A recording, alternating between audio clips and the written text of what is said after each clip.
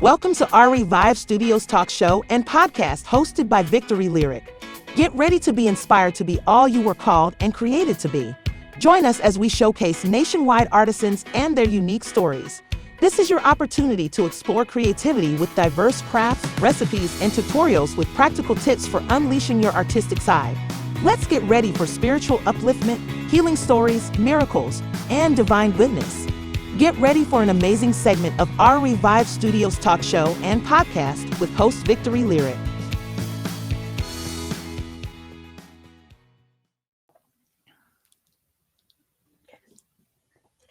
Hi, welcome to ArieVive Studios. I am Victory Lyric, your host, and I have the amazing Kellie with Bradley Kellie Jewelry and Christian Gifts. So tell us a little bit, Kellie, about you. Hi, Victory. I'm so excited. It's good to see you again. Yeah. I feel like I've known you for longer than I actually have. So my name is Kellie, and then our company name is Bradley Kellie because my husband is Bradley. So very unique there, very unique name. But we were born in, well, I wasn't born in Texas, but we are raised in Texas. We met in Houston at our church and back in our single life days. And we were a little bit older when we met. I met him. I had always told God I wanted to meet my husband at least before I was 30. So he literally came to my 30th birthday party. So God has a sense of humor. Like, it's like he's always on time. We always hear that we're always on time. And so we have 4 children, and we have 3 teenage boys and then a daughter that's in elementary school. And so we had moved out of Houston in 2019 to, get out of the city, to be near aging parents, to help. My dad was sick at the time and he's since passed, but it was a really good opportunity for us to move and be closer to family. And so then we needed to start something else and take a leap of faith to, find something to do in a smaller area. Okay. So is that kind of when you guys got started with the company? How did that begin? So we were looking into finding a business to purchase, and my husband grew up as an entrepreneur and I did not. So there is a mind shift there. Working for yourself it's a certain breed. And so I wasn't brought up that way. So it's definitely a mind shift, but we were looking for a company to acquire and never really could find one that was a good fit. And we did learn the jewelry business in the midst of all that. For my husband, that was like no big deal because it was no big deal because that's what he did beforehand. He would research companies and they were always getting, as entrepreneurs, getting into something else. But we learned the jewelry business, and for us, we wanted it to be faith-based. It was something small that, as far as shipping, logistically speaking, it was something that was small. It was meaningful because, jewelry is very personable. And then we started diving into jewelry and what it would mean. Mm-hmm. And then, Christ told parables and we have stories, which we call our testimonies. So it kind of evolved into this thing of, Christian storytelling jewelry in a way to inspire people to share their faith. Because historically speaking, my way of sharing my faith, I was just very immature. Like, where do you go to church? And then crickets, like that would be it. And so I really needed to grow in the area of sharing my faith. So when we moved here, that's when the global pandemic happened. So we were kind of coming up with our designs and everything during that lockdown period. And then we were able to launch with enough in 2021. Okay. All right. So tell me a little bit about sort of the type of jewelry that you have and what makes it unique. So our bestseller, and I don't like to call it like a bestseller because it has so much meaning, but is the empty tomb pendant. So it was placed upon my heart, like we should do it on the empty tomb. So I went downstairs and told Brad, what do you think about doing one on the empty tomb? And he said, that's so weird, because I just thought the same thing. And then a couple days later, he had lunch with a friend of his, and he said, "You should do one on the empty tomb." And so that is like a confirmation. I know, and it was 3. So it was me, Brad, and then a friend of his. And so that's ended up being a bestseller. And we often pair that with the cross, but it's a plus cross. I have them on my ears. Oh, yeah, you can see them. So the plus cross means that there's more to come. And so when you Okay. pair the plus cross to the empty tomb, the cross means there's more to come. So the cross means sacrifice, but there's more to come. The empty tomb, look up, he's coming back soon. So we've kind of evolved them into like 12-second stories. There were 12 disciples Okay. of sharing your faith. And then we have a longer story, like a video or a blog post, or a story for each piece. But basically, we are a guide to help people feel more confident in sharing their faith. And whether that's through, we've expanded to gifts and apparel, just as an outlet for people having a guide to share their faith. And then also we meet people to share their testimonies. Some people feel like their testimony isn't like earth shattering or amazing or life changing. So we just kind of help break that down into people sharing their stories. So that's kind of like the meaning and the genesis of how we evolved. Okay, that's wonderful. And so I know that you guys have your show, and because I've been a guest on your show, and shared some of my testimony. But tell them a little bit more about that. So our slogan, and as a business owner, like you keep changing to kind of as you find your ways, you keep pivoting, was be brave. Sorry, be brave, be bold, and share your story and tell his to everyone you meet. So having a platform for us to meet people, to share their testimony, and then we put those on YouTube. We send them out to our subscribers, and then we put them on our social media, just some real small clips to encourage other people. If you keep your testimony to yourself, it eats at you, and a healing journey through other people and encouraging them. I mean, I think sometimes people have a misconception that being a Christian just makes life easier, and that you won't have obstacles and suffering. Scripture tells us that there will be suffering. It doesn't mean that you deserve it. It doesn't mean that you've earned it. It doesn't mean that you did anything that's, that made that happen necessarily. I mean, the choices that you make.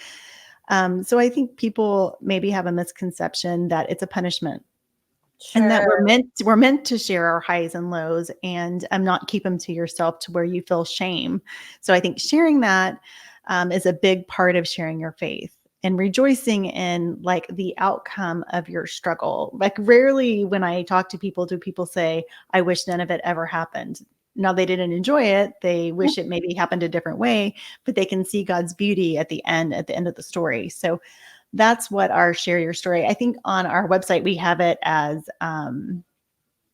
what do I call it? It's under the About Us in our website. And I think it's called, I was going to call it Soul Stories and I called it something else. I don't know. But anyway, it's on our website, and we highlight right now, we have 8, and we put them up in sets of 4. Of people sharing their amazing stories. I mean, my amazing testimony is I have different miracles kind of like throughout my life where I know God showed up in his own timing. But my grandfather was a pastor. I can't remember a time where I wasn't a believer. So some people would say, well, I've always been a Christian. I've always, gone to church. But sometimes that means the generation before you prayed for you, that you would meet the right people early on to have a relationship with Christ. So, that's kind of my testimony. And as you grow up, you fall and get back up again and evolve as a Christian in your own personal adulthood, which was my story. But yeah, I think we don't ever want anybody to sell their testimony short, Exactly. No, I agree with you. I had a similar one. I grew up in church. I was saved by 3. So I didn't think I had a big testimony. So I wanted one. Well, unfortunately, I got one. It wasn't salvation in the way of I didn't know the Lord, but it was having to learn to walk with him through some major struggles. So don't covet someone else's testimony. Yours is amazing. Just the fact that your generations previous, kept focused on the Lord and did the work and whatnot, and that that your heart was also able to receive it. I mean, even at a young age is a beautiful testimony. So Right. I love it. Well, okay, Kellie. We have another segment coming up that I know our viewing audience is going to be really excited about. Tell us a little bit about what your artisan point of view is going to be, and then we'll clip in that video. Okay. Well, as far as our jewelry making is concerned, we chose to use the lost wax casting method. So the clip that we have prepared will walk you through those steps. It's like a 20-step process, all hands-on. It's non-industrial, so each piece is a little bit unique. And we chose these specific metals because they're biblical metals. I mean, silver, gold, brass, bronze. I mean, so we use, biblical metals and hands-on approach because, Christ was a carpenter. And so we just kind of put all these different details together. And so the video will be able to show that. We start with a hand sketch so we can, have our ideas and our concepts, and then do some computer rendering, and then goes in, and then we tumble it, get it all out. So it's kind of a long process to do. But I'm excited to see it. Thank you. We're really excited to share that. Awesome. Our jewelry is cast by hand using the lost wax casting method. Here you see the silicone mold. We make several wax pieces that are put onto a tree-like structure. They are put into an investment shell, and then ceramic material is poured into that, sits overnight, repeated several times, and then it is allowed to completely dry, put in a high heat oven. This oven gets to 2400 degrees. And then the molten metal is actually poured into these molds, and where the wax once was is where the metal takes its place. They go through a finishing process, which includes grinding, polishing, and we use walnut shells, we use pens, different finishing techniques for each type of metal. And then the pieces, this is a tree that's empty. These are the finishing steps. And then you will see the finished product right here. And then there is our antler cross. And then the metal can be refined and used again for another purpose, just like we are in Christ, having another purpose and being refined. We chose the metals in the Bible of sterling silver, red bronze, and 14 karat gold. And we chose to make them with the lost wax casting method because it's done by hand. This is us doing a gift wrap with a wax seal. We have gift boxes that are recycled and made in the USA, and then the bowl of ice helps the wax seal come off clean. Here we are packaging in a jewelry pouch and getting them ready to go. And then we also take our own photography. The way that we have chosen to do this was with our own phone. It seems to do the best. We had 5 different photographers that we worked with, and we all came up with that taking pictures with your phone was the best. And the next is making and creating the reels for stories. Hi there. Today I'm going to show you how you can quickly share his story with anyone that you're in line with or that you're talking to throughout your day. This is our plus cross and our modern empty tomb. These are in sterling silver. I have this layered in 17.5, and it's adjustable. This is a 16, 18, 20 inch adjustable chain. So I have that set at 20. So together, when you're sharing the love of Christ with others, you can say there is more to come with the plus cross.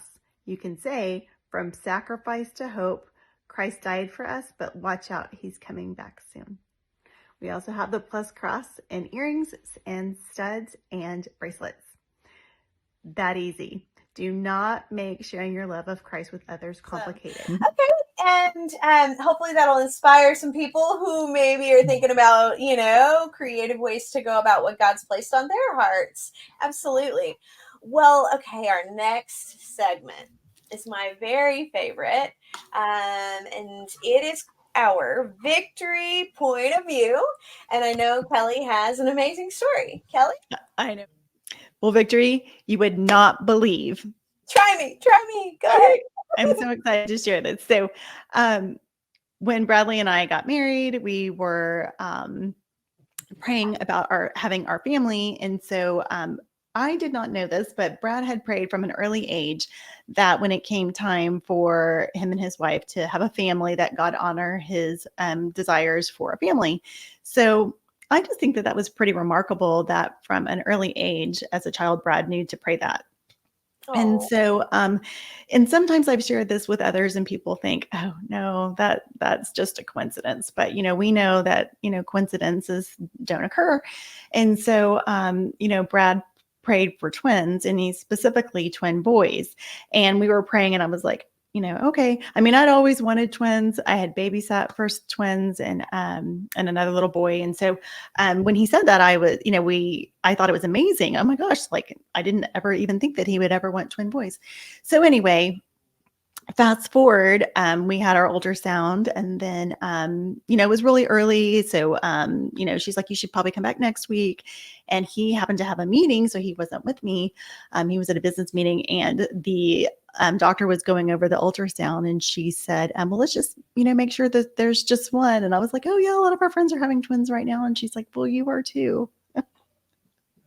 And so I was just choked up, and I was like, well, my husband and I prayed for twin boys. So I was really happy, but I think I was overtaken with emotion because I'm like, was processing it, and I was by myself. So anyway, I called Brad, and I was like, can I come by? um, so the other story that pairs with that one is that our third baby was premature. So when I was praying for our baby, I was walking in from the garage to the kitchen. So, and I just say that because sometimes God speaks to you when you're like mopping the floor, right? like I was sweeping the floor upstairs, and I heard God say, together you could move mountains. And I knew that God meant that he wanted Brad and I to work together. And I thought, well, I just have never had that desire. So anyway, when I was walking into the kitchen, I heard God say, it's one baby, it'll be a girl, and she'll be full term, like out of the blue. So like I knew that was God laying that on my heart. So when we went and had this ultrasound done for our third pregnancy, we go in, and my husband was on the board of a crisis pregnancy center. So it's this huge ultrasound, and we're going over the ultrasound, and for like an hour and a half. And at first, Brad and the tech looked at each other, and they're like, do you see what I see? Like, it was showing up as twins at first, but I was like completely calm. I was like, no, it's not twins, but it was the ultrasound bouncing off, I guess, the uterus. And so it was appearing at twins first. And so Brad's like, oh my gosh, and then that would have been five kids. And then it showed as a girl, but then for the next hour, it was showing up as a boy. And, the baby, my daughter, was flipping around in the room, and you could see her kind of just doing little somersaults. Cause I said, I've been feeling her move. And she's like, oh, it's so early, you couldn't feel the baby move. And she was doing the ultrasound. She's like, well, I even felt that. So it was just a really interesting ultrasound. So we get to the car, and, I told Brad, I was like, I just think that's interesting because God told me that it would be one baby, she would be full term, and it would be a girl. But clearly the ultrasound, like it was a boy. And so Brad just said, well, you know what you heard. And so I tried to keep forgetting about it. And of course, as a mom, like you keep thinking of these things, and like, Kelly, let it go, because then you're not trusting him. You just want a healthy baby. So I don't mean it to sound like I was ungrateful if it was a boy or a girl, but when you hear something from the Lord, you're very keen on listening. And so anyway, fast forward to 20 weeks when we had our ultrasound for that. The doctor was like, so you have 3 boys, right? And we're like, yes. And he's like, well, this is a girl. I mean, instantly we were like, just because it was so clear. It was like 3. It was like, she'll be full term, it'll be a girl, and it'll be one baby. So she was all those things. And I mean, I'm not, God's not a genie, but I'm just saying that Brad like prayed as a little child for those things, and he does honor the desires of our heart if it's good for us, if then it's within his will, and so anyway, I mean, those are definitely miracles. And sometimes I don't enjoy sharing those, because sometimes I don't like people's reactions, meaning like I don't want them to think that it's not true. I don't know if that makes any sense. You know what I'm saying? Like, you can see when someone's like, oh sure, like sure. But I'm like, you know what I'm saying? But without a doubt, I know that was God. And so, God, I mean, yeah. you knew before you even went in what exactly was going to be on that ultrasound. I mean, that is very, very much, the Lord guiding you. And just, I think also just giving, I think he kind of, the word says he goes before us and he stands behind us. And when he places something on our heart and he gives us comfort in that, like he's going before us to say, everything's going to be good. you're going to be, you're going to have what you need. And Mhm. it's just, it's so comforting that he does that sometimes, and even if it's something that's coming, that's not maybe something we want. I know that in my life, the Lord has prepared my heart. Like I'll know Yeah. something in my gut. And so I'm not like thrown off so far that I'm spiraling, I can Yeah. focus and get, take care of what's going on, and he's kind to do so a lot of time. Right. I've heard of people, having an impression or like, their thoughts coming to your mind, but it's God speaking to you and just saying, prepare yourself, get rooted, you Mm-hmm. know. And I know when you have a Christian business, I've heard people say before, like you really have to stay grounded because, you are like he is like a roaring lion coming to attack you, and you have to stand firm in your faith and stay grounded and prepare for storms that come. Um, I feel like sometimes people don't understand that miracles do still happen, and Mm-hmm. they know And that there's bad things happen. and there's a reason as well that we sometimes don't believe that miracles still happen. And I think oftentimes that is because we don't have an expectation. The people who don't believe that miracles still happen are maybe not also waking with an expectation of this is going to be a wonderful day, and Lord, I trust you, and I look forward to like what you have in this day, what little nuggets I might learn today, or what sweet ways that you're going to meet me throughout this day. Because if we are saved, then we have the Holy Spirit with us at all times. And so the Spirit of the Lord is in the room, so I can have that expectation of Him walking with me today, and beautiful things happening and good moments, and, just His heart for me throughout that day, His favor, His kindness, His comfort, His peace. Mhm. And so, I can go forward in each day, even seeing the little things that, may not be some giant miracle at that moment, but it can be a miracle in that moment, in that day for me, And so I think if we're aware of His presence, then I think more often we experience it. Right. And then sometimes those interactions or those miracles are for somebody else. Mhm. That was reminding me, we have this collection, and I know that you can't see them. Like, Oh, I can see them, but I can't quite see what they say. wait, But where is it? Yeah. So this is our Speak Life affirmation collection, oh, and so it's a collection of 15 different words, but to speak life over yourself, because we're big believers in the power of the spoken word. So blessed, brave, bold, chosen, loved, found, strong, known, hopeful, redeemed, favored, overcomer, hopeful. And then we have Elohim, Adonai, and Yahweh. So we have several different words that you can wear on this, but the whole point is that um, sometimes you have to dig deep to find something to be grateful and thankful for. And I love how you say, receive something, be open to receiving it. Like you're worthy. He wants you to have life and more abundance. And you have to like receive it. Say, yes, I am worthy through you for this to happen. And I am expectant and knowing that I'm doing your will through my life. But ultimately, when you break down our purpose on life, it's to tell everyone about, the good news, the love of Christ, that there's an open way for you to have redemption. So I love that. I love that because Kelly, oftentimes, and I think I might have even told you this before, but the Lord taught me to, empty your hands of unworthy, and then they'll be open to receive victory. And so, with unworthiness that we carry around in our hands, we don't have open hands for His, blessings, His love, His comfort, all the things, the gifts He wants to give us. I'll tell you a little story. I was this morning out running the trails, and I felt like the Lord spoke to me because my son's there. I'm about to be an empty nester.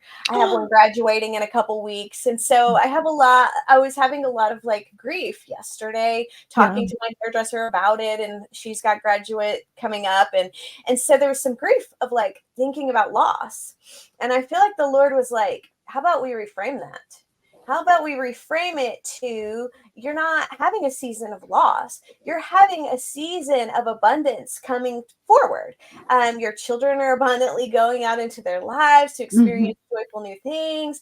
And you, my dear, are abundantly having the freedom to do some things you might not have been able to do, in the past. And let's just kind of reframe that. This isn't a season of loss. This is a season of life and life more abundantly, but it's going to look a little different. And I'm like, yes. And then, I went from sad to I'm excited again, expectant for what you have for Yeah. my season, Lord, so. I heard someone say that, it is sad. It's a transition, but if this, I don't know if it was a podcast, but this lady was crying on this video, and she was saying, if they didn't leave and they didn't go on their life as an adult, that would be weird if they stayed at home. And I don't mean like for a season or whatever, but I mean like ultimately they're going to grow up and go. Yeah. And it's just a really hard transition because you have all those memories. And I don't know. I mean, I will have 2 seniors next year, so I will be calling you saying, "Victory, please help me walk through this." Right. Yeah.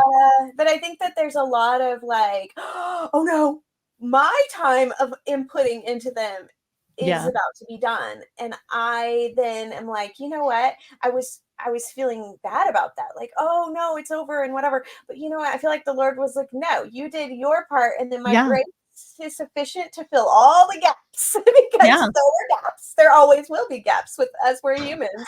And that's the gap that he can fill.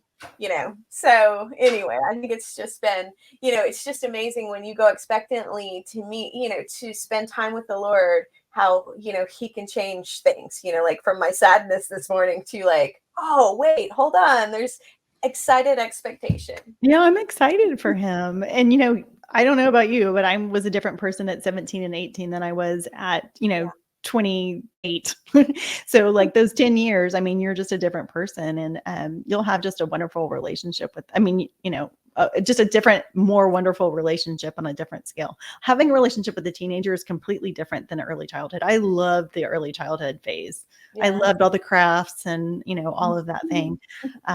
So, every season's different, but yeah, I'll be there I next love year. this teenage stage. I like, we'll go to concerts, we go out to dinners, I enjoy it. We share some music, that kind of Oh. stuff. We're on the worship team together right now. So Oh my gosh, it's that's been fun. awesome. Yeah, That's right. I forgot you're a singer. I just wanted to be a singer. Yeah. So Well, I thank you so much, Kelly, for being on today. I feel really encouraged by the story, especially the story of your husband praying from a small age and the Lord being faithful so many years later. I mean, and I'm just really excited about what you guys are doing.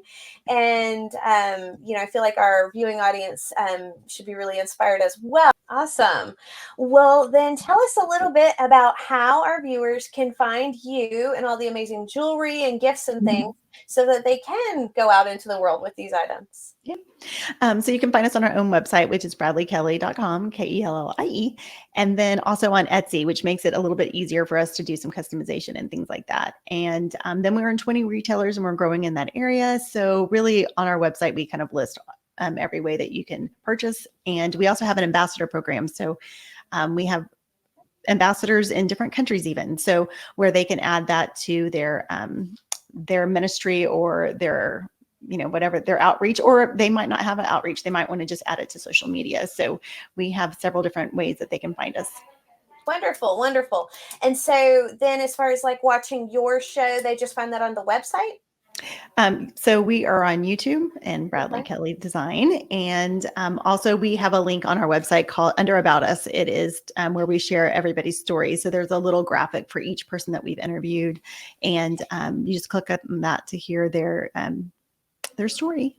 And you can even see mine there. So. That's right. Yours is up. Yours is up. Yeah. We do them in sets of 4 because we have to make it look pretty. So we have more waiting. Yes. Yeah. Well, thank you so much for being on our show. And we will include all of those links down in the description. And I just wanted to say thank you to our viewing audience. We had an amazing show today. And we will see you again next week for another wonderful adventure. Thank you, guys. Thanks for tuning in to the ArieVive Studios talk show and podcast hosted by Victory Lyric. It's our goal to inspire you to be all you were called and created to be. Join us next week as we showcase nationwide artisans and their unique stories. It's your opportunity to explore creativity with diverse crafts, recipes, and tutorials with practical tips for unleashing your artistic side. So until next week, God bless from your friends at the ArieVive Studios talk show and podcast and your host, Victory Lyric.